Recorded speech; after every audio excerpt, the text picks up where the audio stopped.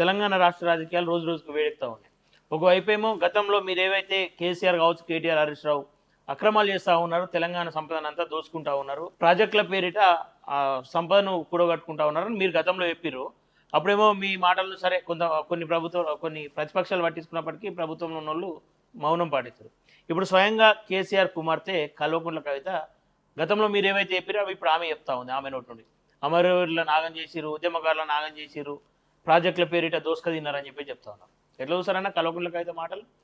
బరాబర్. ఇప్పుడు ఏంటంటే మేము చెప్పిన నిజాలన్నీ జనానికి అర్థమవుతున్నది. జనానికి కూడా అప్పుడు చెప్పినప్పుడు అన్నారు, అయ్యో ఎందుకంటారు, గట్ల కాదు, పాపం ఆయన సాగు నోట్లే తలకాయ పెట్టిండు, తెచ్చిండు, సాగు నోట్లే పెట్టింది లేదు, మన్ను లేదా, ఆయన మనని పిచ్చోళ్ళని చేసినందుకు మాట్లాడిన మాటలు అవన్నీ ఉట్టియే బక్వాస్, అది దొంగ దీక్ష అని మేము చెప్పినాం. ఇవాళ ఇప్పుడు వాళ్ళ ఇంట్లోకి వెళ్ళి వచ్చి బయటకు వచ్చి చెప్తున్నది, ఆమె చెప్తున్నది. అంటే ఇప్పుడు ఐఎస్ఐ మార్కెట్ లెక్క అయిపోయింది మేము చెప్పేటి అని వాస్తవమని. అట్లా వాస్తవం కనుక ఆమె కూడా జైలుకు వచ్చింది కదా. కాకపోతే మిగతోళ్ళు ఇంకా పోయేడుతున్నది. మరి వాళ్ళును ఇప్పుడున్న ప్రభుత్వం అంతా కలిసి కేసీఆర్ రేవంత్ రెడ్డి ఇద్దరు ములాఖాత్ అయినట్టున్నారు. దండాలు చేతులు కట్టుకున్నా అంత మంచిగా అన్నాడు, నువ్వు నేను చూసుకుంటా అన్నాడు, ఈయన చూసుకుంటూ ఆయన ఆడున్నాడు. కానీ వీళ్ళు మాత్రం అరెస్టులు గారు, వీళ్ళ మీద కేసులు కావు, అయినా కానీ ఉట్టి నువ్వు కొట్టినట్టు చేయి, నేను మొత్తుకున్నట్టు చేస్తా అన్నట్లు లెక్క నడుస్తున్నది వీళ్ళ మధ్యలో. వీళ్ళిద్దరిని తమాషా చూసుకుంటే ఢిల్లీలో ఉన్నారు బీజేపీ వాళ్ళు. అందరూ ఒకటే, వీళ్ళంతా ఈ దోపిడీలో వాటాదారులు అందరూ ఒకటే. ఎందుకు అంటే ఇప్పుడు మేఘా కృష్ణారెడ్డికి బీజేపీ బీజేపీలకు మేఘా కృష్ణారెడ్డి ఫండ్ ఇస్తాడు, బీఆర్ఎస్ వాళ్ళకు మేఘా కృష్ణారెడ్డి ఫండ్ ఇస్తాడు, కాంగ్రెస్ వాళ్ళకు కూడా మేఘా కృష్ణారెడ్డి ఫండ్ ఇస్తాడు. ఇది ఎక్కడిదైనా పబ్లిక్ పిచ్చోళ్ళనట్టే కదా, ఇక్కడ జనం పిచ్చోళ్ళని చేస్తారు కదా వీళ్ళంతా. వీళ్ళని జనం రేపు పొద్దుగాల పిచ్చోళ్ళని చేసే కాడికి వస్తుంది. ఇలా మేము చెప్పిన ప్రతి అవినీతి ఏదైతే అవినీతి బీఆర్ఎస్ చేసిందో దానిలో కాంగ్రెస్ వాళ్ళకు వాటా ఉన్నది, బీజేపీ వాళ్ళకు కూడా వాటా ఉన్నది.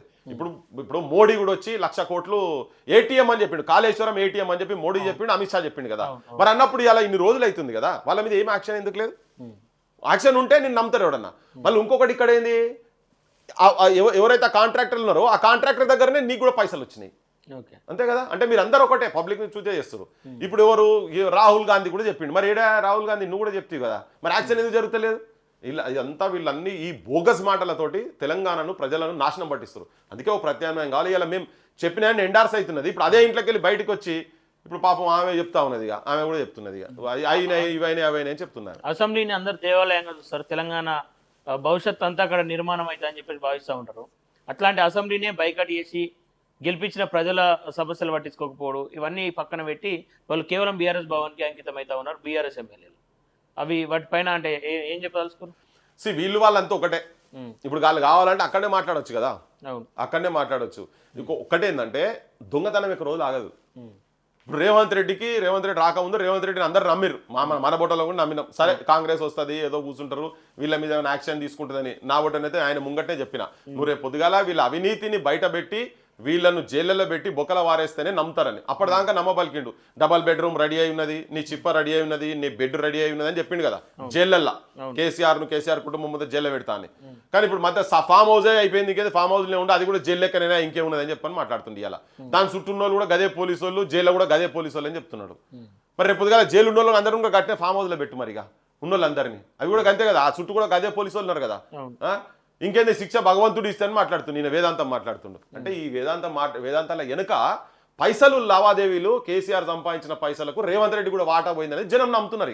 ఇక నువ్వు దైవాధీనం అన్నకి ఇంకేం పాడవుతుంది, గాలికి దీపం పెట్టి దండం పెడుతుంటుంది అది.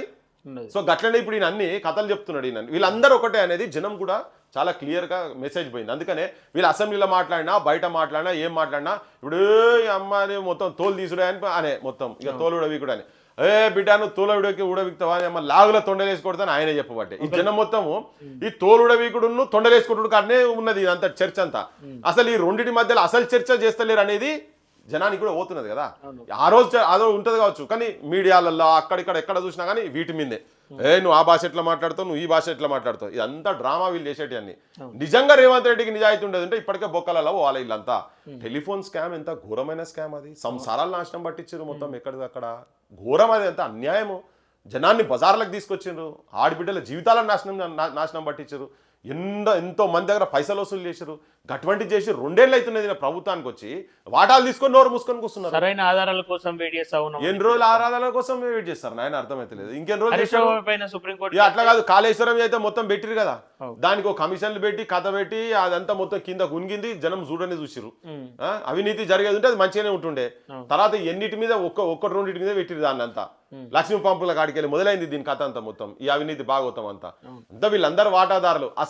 అసలు చేసి ఎవరు రావాలి, మేఘా కృష్ణారెడ్డి అంటే ఆయన రావాలి. ఇప్పుడు సపోజ్ ఇప్పుడు ఈమె చెప్పింది నేను 1,00,000 కోట్లు ఒకరికే పోయినాయి అని చెప్పని, ఆయన ముంగడు కోసం ఆయన చెప్తారు నాకేమో నేను అందరికి ఇచ్చిన అని చెప్తాడు. అందుకే ఆయన ఎవరేమన్నారు, ఆయన జాగ్రత్తగా ఆయన మంచిగా ఉంటాడు. ఆయన ఇళ్లలో పెళ్లిళ్ళు అయితే, ఆయన ఇళ్లలో దావతులు అయితే, బర్త్డే ఫంక్షన్లో కూడా ముఖ్యమంత్రి పోతాడు, కేంద్ర మంత్రులు బీజేపీలు పోతారు, అందరు పోతారు అన్నట్టు వీళ్ళందరూ. మళ్ళీ అంతా ఆర్థిక వచ్చేవారు అంత ఒకటే రాయకమే దోస్తానే లావాదేవీలే. ఇది బయట ఒకటి లోపల ఒకటి తమాషా జరుగుతున్నది అంతా.